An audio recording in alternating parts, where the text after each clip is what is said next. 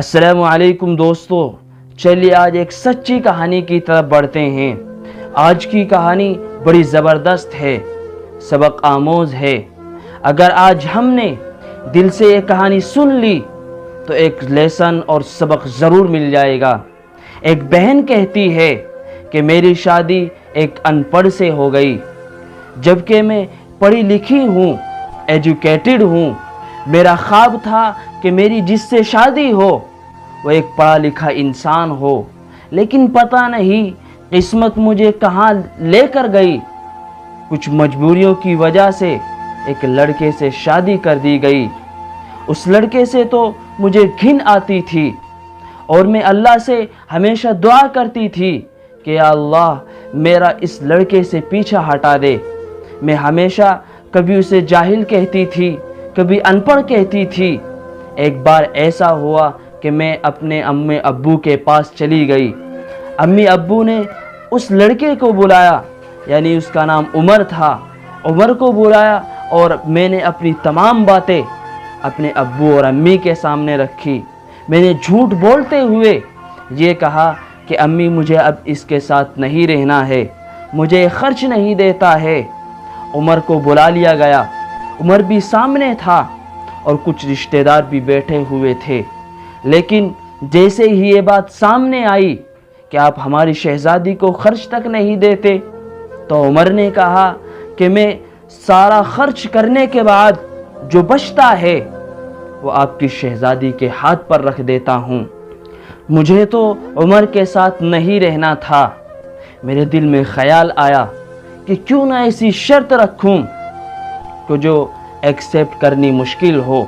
میں نے یہ بات رکھی کہ مجھے ہر مہینے 30,000 روپے چاہیے۔ مجھے معلوم تھا کہ عمر 30,000 کے لیے راضی نہیں ہوگا۔ جب سنا تو عمر خاموش ہو گیا، سر جھکائے بیٹھ گیا، لیکن عمر نے یہ بات بھی مان لی اور میں دل ہی دل میں کہنے لگی مجھے تو نہیں رہنا ہے۔ دوسرے طریقے سے عمر کو پریشان کرنے لگی، کبھی یہ چیز چاہیے، کبھی وہ چیز چاہیے۔ اس طریقے سے میں عمر کو پریشان کرنے لگی۔ عمر نے میرے پیر پکڑتے ہوئے کہا کہ میں آپ کو ہر وہ چیز لا کر دوں گا جس کی آپ کی خواہش ہے، ہر خواہش آپ کی پوری کروں گا، لیکن آپ کبھی چھوڑ کر نہیں جانا۔ خیر ایک دن اپنی دوست کے ساتھ شہر کے سب سے بڑے اور مہنگے مال میں جا رہی تھی۔ جب ہم ایک بس اسٹینڈ کے پاس سے گزرے تو اپنی زندگی میں نے جو سین دیکھا، جو نظارہ دیکھا، جو منظر دیکھا تو بے جان ہو گئی۔ ایسا لگا کہ میرے اندر سے روح نکل گئی۔ کاٹو تو خون نہیں۔ وہ عمر جس سے میں نفرت کرتی تھی، جس کو میں نے کبھی پیار سے کھانا تک نہیں دیا، حال تک نہیں پوچھا، جس کو گالیاں دیتی تھی، کڑوی کڑوی باتیں کہتی تھی، وہی عمر سر پر سامان اٹھائے ہوئے کسی بس پر ڈال رہا تھا۔ میں کھڑی ہو کر یہ نظارہ بار بار دیکھ رہی تھی، چھپ کر خاموشی سے دیکھ رہی تھی، اور وہ لگاتار 1 گھنٹے یہی کام کر رہا تھا، سامان سر پر اٹھا رہا تھا اور اس کو بس پر ڈال رہا تھا۔ میں قربان جاؤں عمر کس درد سے گزر رہا تھا، کیسا درد وہ سہ رہا تھا۔ میں آنکھوں میں آنسو لیے یہ سب منظر دیکھ رہی تھی۔ ہائے کیسی بے بسی تھی، کیسی تھکن تھی اس کے چہرے پر۔ سوچنے لگی کہ عمر سارا دن یہ کام کرتا ہے اور پھر گھر آ کر میرے تانے سنتا ہے، میری گالیاں سنتا ہے، میری کڑوی باتیں سنتا ہے۔ کیا یہ ایک حادثہ نہیں تھا؟ میری دل کی دنیا بدل گئی۔ میں کبھی اسے کھانا نہیں دیتی تھی، کبھی اس کا حال تک نہیں پوچھتی تھی، کبھی گھر آیا تو اس سے پیار سے باتیں نہیں کرتی تھی، لیکن آج میرے دل کی دنیا بدل گئی۔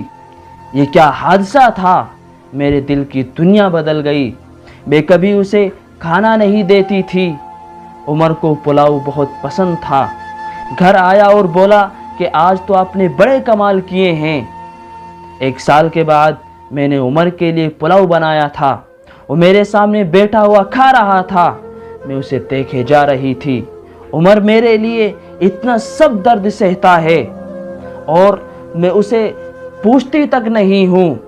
خدا کی قسم ہم جس ماحول میں رہتے ہیں، خدا کی قسم ہمارے شوہر جس ماحول میں پیسہ کماتے ہیں، ہم اس ماحول میں ایک سانس تک نہیں لے سکتے۔